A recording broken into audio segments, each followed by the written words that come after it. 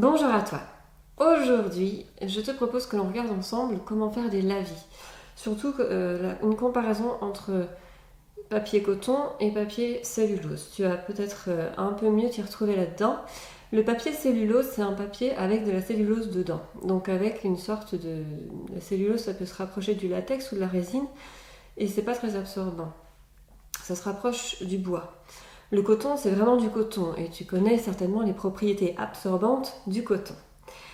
Donc, ce qu'on conseille toujours, c'est si on veut travailler d'une multicouche, donc des lavis, parce qu'en général, un lavis, c'est juste une couche parmi tant d'autres de ton aquarelle, tourne-toi plutôt vers le papier coton, qui sera plus aguerri à l'humidité, qui te donnera plus de temps et qui te permettra d'absorber plus d'eau, donc d'empiler les couches d'eau, parce qu'en aquarelle, tu sais qu'on utilise beaucoup d'eau.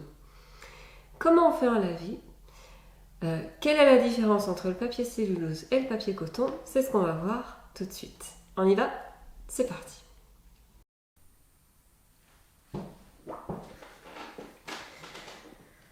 Alors, pour un joli lavis déjà, ce qui fait plus propre en général, c'est de mettre des bords, en fait, d'avoir des bords blancs, sauf si tu veux vraiment avoir ta couleur sur toute la page ou que tu es en train de t'entraîner à faire des exercices. Moi, je vais profiter de ces petits exercices, entre guillemets, pour créer des cartes. Tu sais, des cartes d'anniversaire ou des cartes de merci. Des cartes qu'on a du coup toujours sous la main pour pouvoir écrire un petit mot au dos. J'ai fait des bordures comme ça avec du scotch en le mettant bien sur mon vêtement d'abord pour pas qu'il soit trop collant et que quand je le retire, ça n'abîme pas le papier, tu vois. Je le retirerai après comme ça tout doucement. Là pour l'instant, il est collé, pas trop fort. L'idée c'est surtout que l'eau n'aille pas en dessous de ton scotch. J'ai pris un papier cellulose là parce que encore une fois ce sont des petits exercices, mais le mieux quand tu as quelque chose comme un lavis, donc avec beaucoup d'humidité, et souvent les lavis en plus c'est une couche par-dessus ou une couche par en dessous, une couche supplémentaire à ton papier, donc de l'eau supplémentaire pour ton papier à gérer. Donc prends plutôt du papier coton. Ce sera toujours plus agréable et ton papier va pouvoir absorber beaucoup mieux l'humidité. Pour un lavis, on va faire des des traits comme ça avec du coup le pinceau le plus épais possible que tu aies. Alors tu peux le prendre par en dessous comme ça, sur le côté comme ça si tu as envie. Tu peux même tirer vers le bas comme ça. Selon le geste qui toi te conviendra le mieux, je te déconseille ce geste-là parce que ça va rajouter des gestes. C'est-à-dire qu'à chaque fois que tu vas faire un geste, il y a la possibilité d'avoir un coup de pinceau. Un coup de pinceau qui se voit, une trace de pinceau. Donc on limite au maximum les gestes que l'on fait. On va soit prendre là pour un petit format comme ça la partie la plus étroite, soit la partie la plus longue. Là, ça n'a pas d'incidence. Si jamais tu as un lavis à faire, si tu veux quelque chose d'apaisant dans ta composition, prends les choses de manière horizontale. Si tu veux quelque chose de dynamique, tu prendras les choses de manière verticale. Tu vas voir, ça va changer un peu l'ambiance de ta composition, mine de rien. Parce qu'en fait, tu vas toujours avoir des traces de pinceau, que tu le veuilles ou non. L'idée, c'est qu'elles soient le moins visibles possible. L'idée, c'est que même si tu as quelques petites traces de coups de pinceau, finalement, ça ne se verra plus beaucoup si tu as un dessin par-dessus. Donc, calme, on réduit la pression et on fait juste le moins de traces possible. L'important aussi, je vais te le montrer, c'est que ta virole ne touche pas le papier. Dans ton geste, qui est vraiment que les poils qui touchent ton papier, et tu n'as pas besoin d'appuyer, juste une petite caresse comme ça, pour que juste ta peinture se diffuse tranquillement. C'est pas toi qui va guider la peinture. L'idée c'est que là tu as un aplat, donc une diffusion idéale de ta peinture, donc c'est à elle de se diffuser un peu partout, c'est ce qui rendra la chose la plus homogène possible. Voilà pour cette introduction. Maintenant on va créer nos lavis. Donc j'ai pris un verre d'eau, j'ai pris les aquarelles. Je voulais faire quelque chose de vert bleu, ça tombe bien, on prendra ce bac là. quelque chose d'un peu rosé, on prendra ce bac-là. Et puis quelque chose où j'ai quelque chose d'un peu orange, je prendrai ce bac-là. L'idée, c'est de faire un bon jus, beaucoup de jus. Donc le jus, c'est le mélange eau pigment, si tu veux, que tu peux avoir dans ta palette. Et l'idée, c'est d'en avoir plein pour pas que tu sois obligé d'en refaire en cours de la vie, parce que si tu en refais en cours de la vie, ça prend du temps. Donc ton lavis, il va avoir le temps de sécher. Et là, tu vas avoir beaucoup de traces de pinceau. Ce serait bien dommage. Donc, on va prendre le temps de faire des jolies couleurs dans la palette, d'avoir beaucoup de couleurs pour être sûr d'en avoir assez. Bon, vu mes formats, j'ai pas besoin d'en avoir non plus énormément. Hop, ça devrait aller comme ça pour le vert. Je vais rajouter une petite pointe de bleu. Une petite pointe de bleu. Je voulais quelque chose d'un peu turquoise. Voilà, tu as un vert un peu plus profond comme ça. Je fais exprès de ne pas mélanger jusqu'au bout parce que je voudrais des effets de couleurs, de fusion. Ça, c'est encore différent. On va faire un lavis très très homogène à côté. Comme ça, tu verras la différence avec quelque chose de rose ou à peu près. Le rose violet. Donc, je prends là le rose opéra. Tout à l'heure, c'était le vert prairie. Vert prairie et phthalo turquoise. Donc voilà, rose opéra, mais un peu désaturé. Ce sera génial.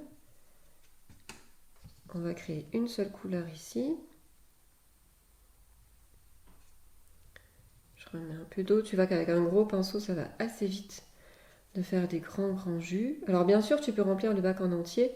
Mais là, pour moi, c'est pas forcément pertinent vu le format de carte que j'ai. Ça va dépendre du format que tu as. Hop, on va le faire un petit peu... De toute façon, je voudrais le diluer et pas le faire aussi fort parce qu'on est dans le lavis. On n'est pas dans la plate couleur. Et je voulais quelque chose d'un peu orange. Donc on va prendre le jaune ici. Mélanger avec mon orange. Alors, mon orange est sale, mais tu vas voir qu'il va y avoir tellement d'orange que ça ne se verra plus. Hop. Et lors du dernier, je te montrerai comment on a quelque chose d'entre-deux couleurs. Ce qui est possible aussi de faire un dégradé comme ça dans ton lavis. Donc j'ai mes trois couleurs.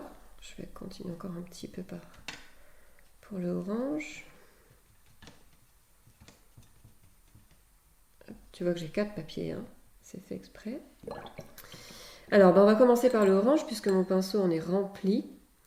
Donc, tu vois que pour doser mon eau, je trempe, je caresse mon pinceau sur le bord parce que j'ai déjà beaucoup d'eau dans mes bacs.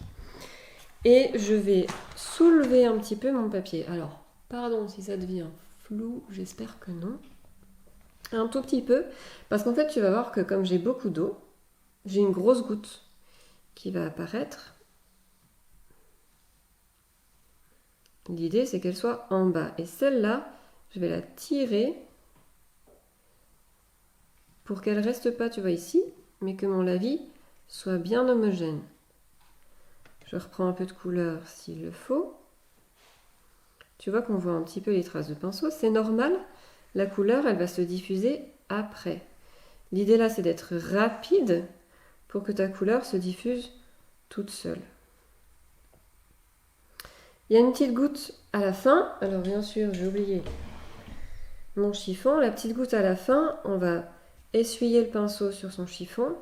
On prend la goutte pour que ce soit bien homogène jusqu'au bout, que la goutte ne remonte pas par capillarité, ce qui serait moche. Et on va mettre le lavis de préférence à plat pour que tout se diffuse de manière, encore une fois, homogène. Tu vois que comme j'ai un papier cellulose, mon papier gondole un petit peu. C'est aussi à ça que servent les scotch, à ce que ça gondole pas trop. Et si tu as mis trop d'eau dans ton lavis, tu vas voir apparaître des flaques, en fait, des endroits où c'est plus dense.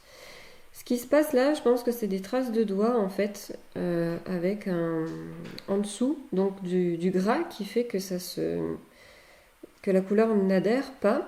je vais attendre que ça sèche et puis je mettrai une deuxième couche. Plutôt que de vouloir la modifier, si je modifie maintenant, ça va me créer des auréoles.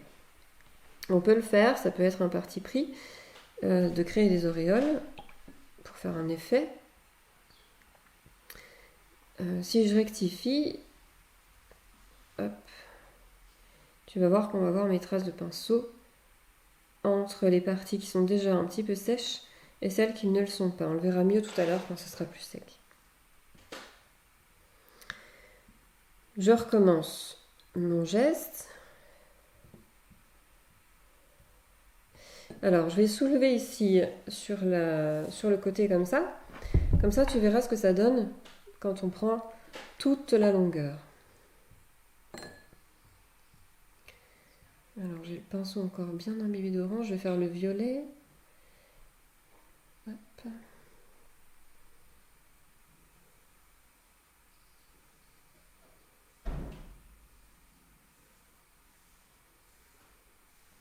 Donc, je fais la même chose. Je prends mes gouttes sur le côté. Et je tire la couleur. J'aimerais bien qu'il soit un petit peu plus foncé. Donc, je recommence. Je fais comme des labyrinthes, là, des zigzags.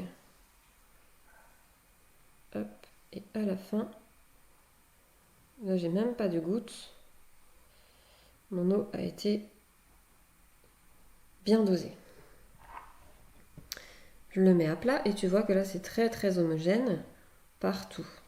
Plus encore peut-être qu'ici. Tu vois la limite là qui se dégage à ce niveau-là. Ça, ce sera pas joli, ça va vraiment te gâcher l'homogénéité de ton lavis. Là, j'ai une petite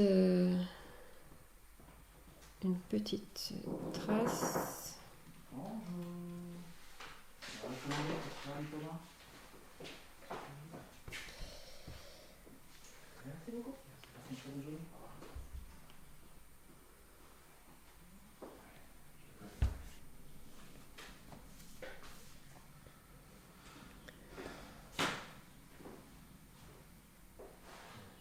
Tu recommences?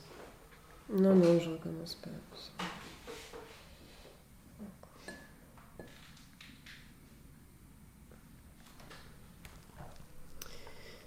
Donc la petite trace que j'ai là, soit je l'enlève,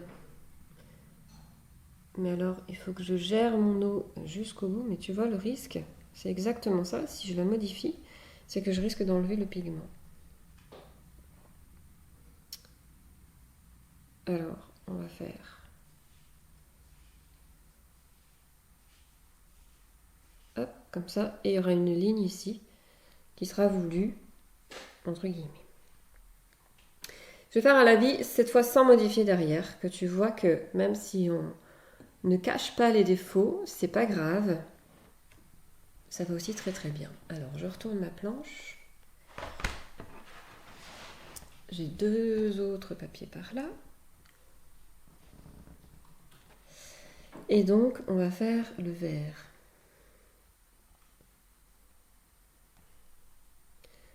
Je penche ma planche et j'y vais pour du vert.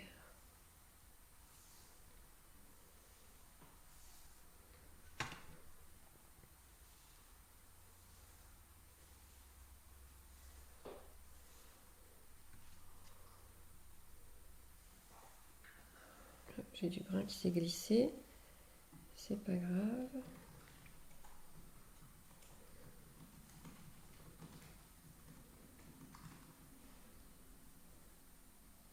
Hop, et stop. Là, si je reprends et que je reprends et que je reprends et que je reprends en bas, c'est pas l'idée. Je vais essayer de faire un lavis avec une grosse goutte en bas, que tu vois comment est-ce qu'on enlève cette goutte. On va faire quelque chose de très... Je vais juste prendre une autre couleur quand même. Quelque chose de très très aqueux. Que tu puisses avoir cette sensibilité sur la goutte. Donc je descends. Tu vois la grosse goutte là en bas. C'est elle qu'on va descendre.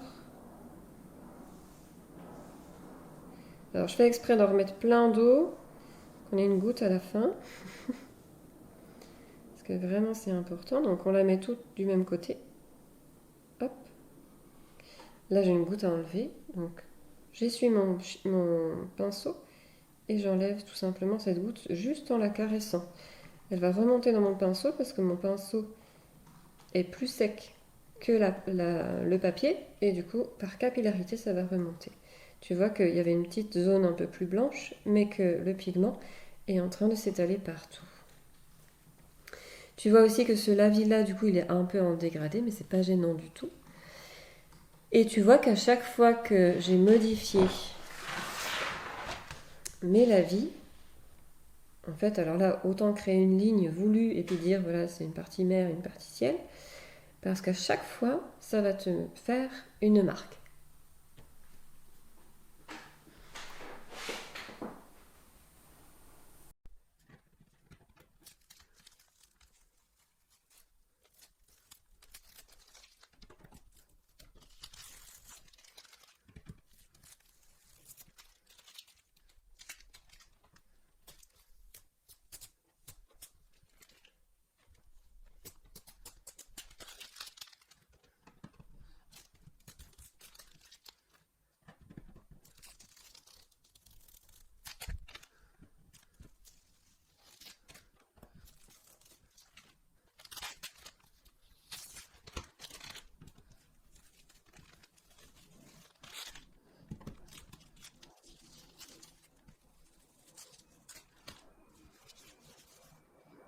Alors, nous sommes un autre jour.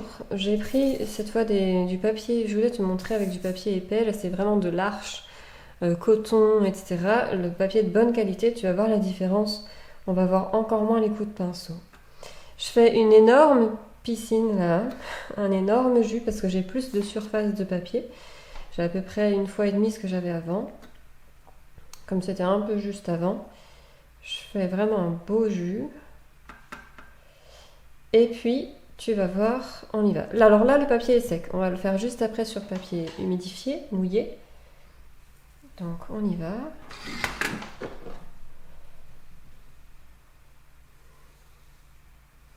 Tu vois, on a plus le temps de descendre, en fait, d'aller sur la goutte. Tu vois, comme ça se diffuse beaucoup mieux.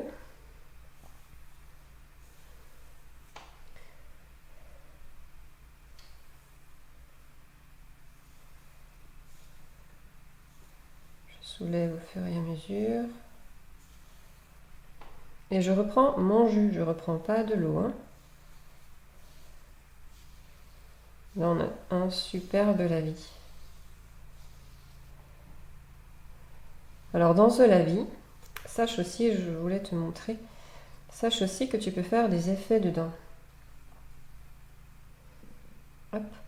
Comme on a un papier très très bien pour l'humidité, on peut prendre un pinceau un peu plus fin.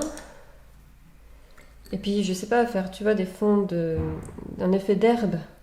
Pourquoi pas dans l'humide encore.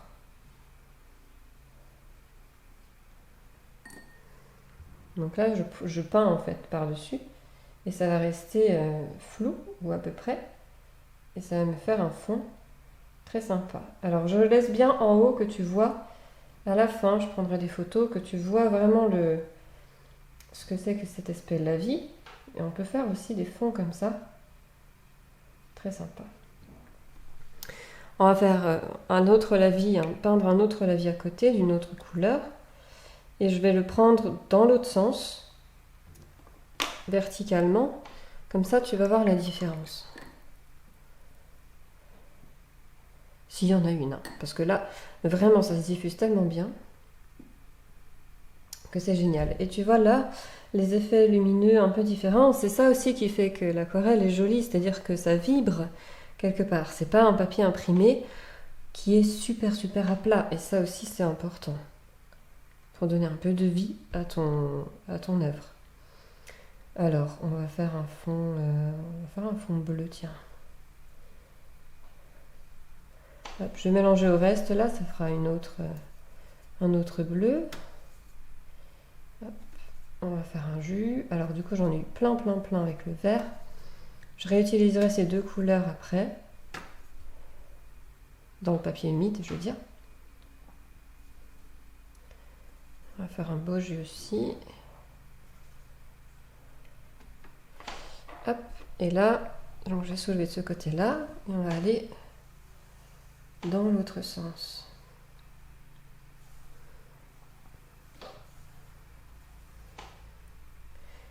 Plus tu reprends de jus, moins tu auras de traces de coups de pinceau, parce que moins ton jus va se raréfier sur ton pinceau, si tu veux. On enlève bien la goutte de côté.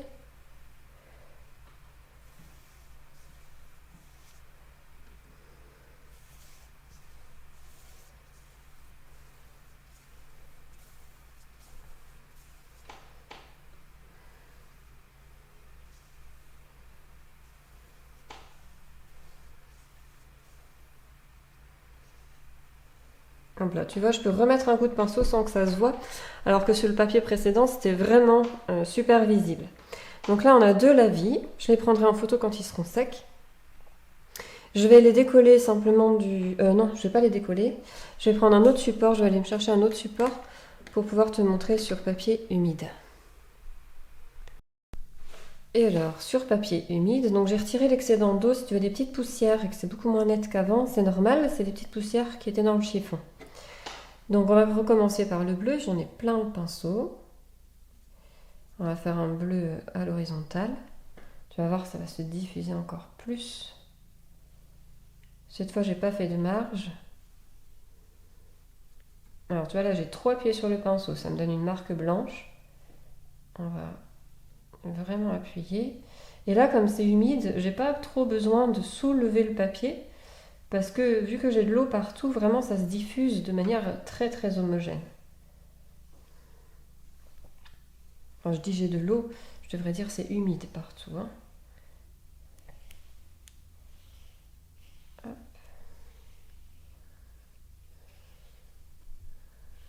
Donc pour le moment, on va voir les coups de pinceau. On verra à la fin ce que ça donne.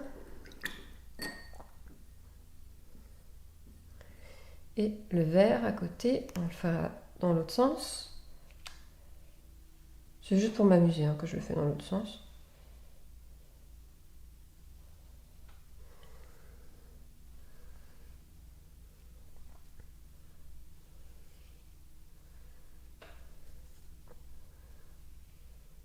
Alors les mots homogènes, je voulais mélanger le bleu avec. C'est pas en termes de couleur qu'il faut regarder, hein, c'est en termes de coups de pinceau.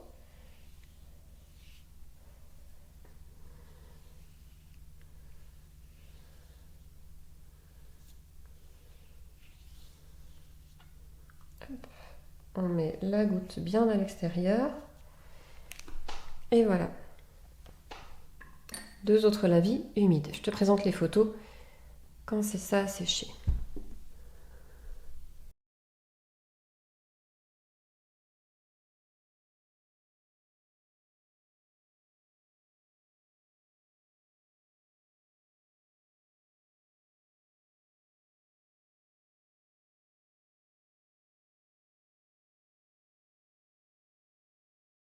Voilà donc pour cette petite astuce. Donc tu vois que vraiment, si tu veux faire des lavis, utilise un papier coton. C'est aussi simple que ça.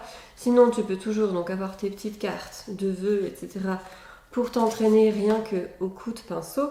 Mais le papier cellulose, moi je l'utilise vraiment pour des exercices en fait, pour entraîner au geste, pour entraîner au mélange de couleurs. Mais les finaux, essaye de prendre du papier coton, ce sera beaucoup plus qualitatif. Voilà pour aujourd'hui. Je te souhaite un très bon week-end et je te dis à bientôt.